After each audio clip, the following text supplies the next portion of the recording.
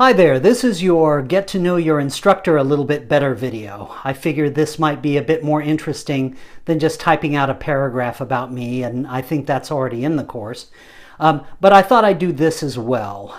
Right now I'm speaking to you from within my little playroom in my house, so let me give you a quick tour, as I did with my office. There are the keyboards. This is one of my Beatles posters.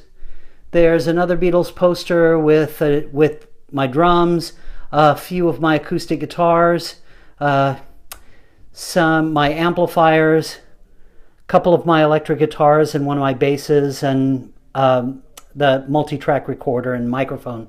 So I have some fun in here. And what does this have to do with the course? Not a whole lot. It's just a matter of this is something about your instructor that you can learn about, and I hope to learn about you all and the interests and things that you have and hobbies and why you're taking this particular class.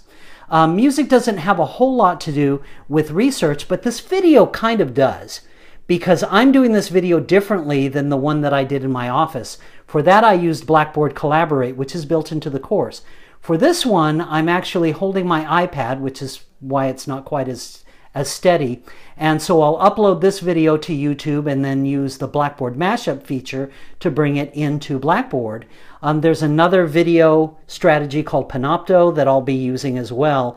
And creating different kinds of videos for the course, and then finding out from you which you like best and which seem to work best. And I'll be able to share that with the other faculty members.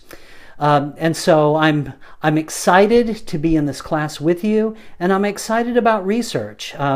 Video, to give you an example, I like to both consume research and also generate it. So let me give you an example about research that I consume, and it has to do with video.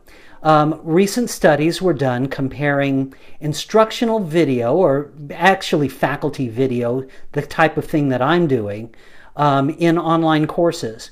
And what they did is they compared a whole bunch of different ways of bringing video in and displaying it. Narrated PowerPoint presentations, talking head videos like what I'm doing here, or ones where a PowerPoint presentation is being narrated and the instructor has a little slice of the head in the PowerPoint presentation, or side by side, or one that kind of bounces back and forth between the instructor and the computer screen or the PowerPoint or whatever. And then finally, one that was done very professionally in a studio, more kind of akin to the instructional ones on how to use Blackboard for students that I have in the welcome announcements. Those we created. I wrote most of the scripts, and it's actually my computer and cursor that's going there, but we hired a professional videographer team and hired voice talent to create those. And what the research found was that by and large, students really liked the more informal videos that their instructors did in their office or in other places, as opposed to the ones in the studio, because they found them less stiff and a bit more informal and engaging. And so I'm going to kind of experiment with the same things here. So that's an example of research that I have consumed.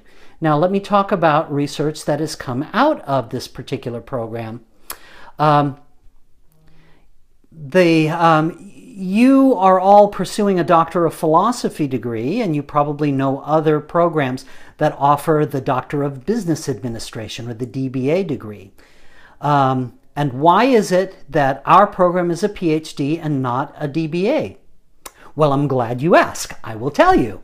When I first arrived at Sullivan about 9 years ago, I was in conversations with the Dean of the School of Business Administration, and also the Chief Academic Officer, Provost now would be.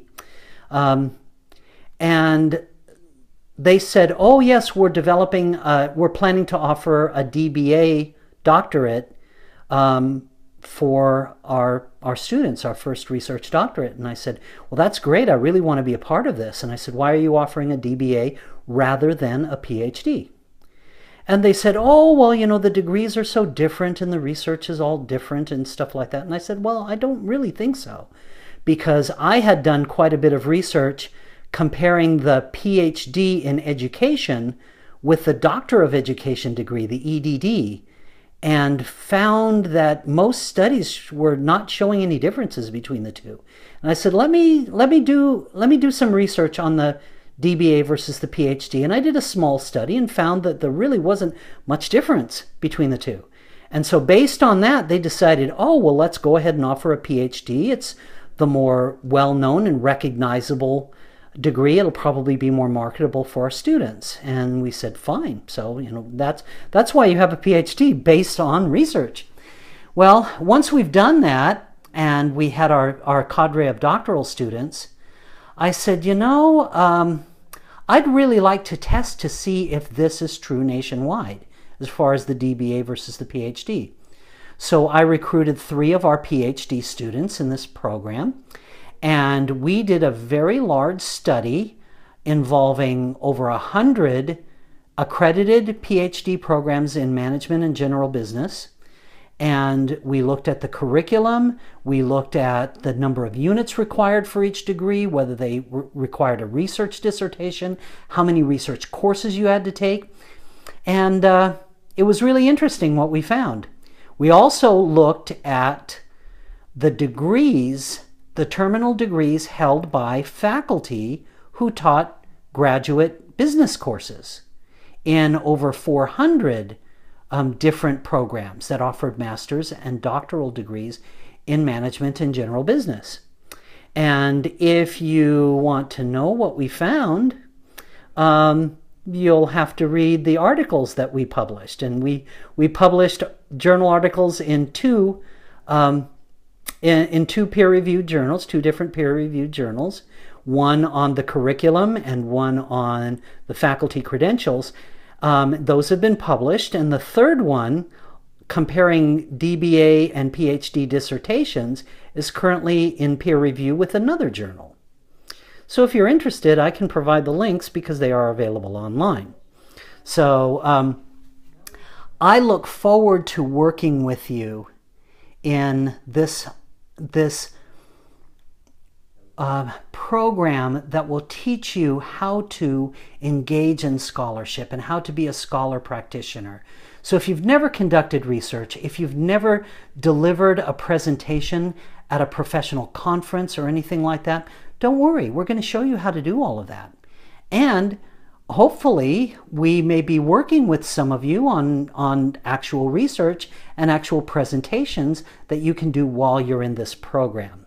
And so look forward to interacting with you throughout this course, and we'll talk to you soon.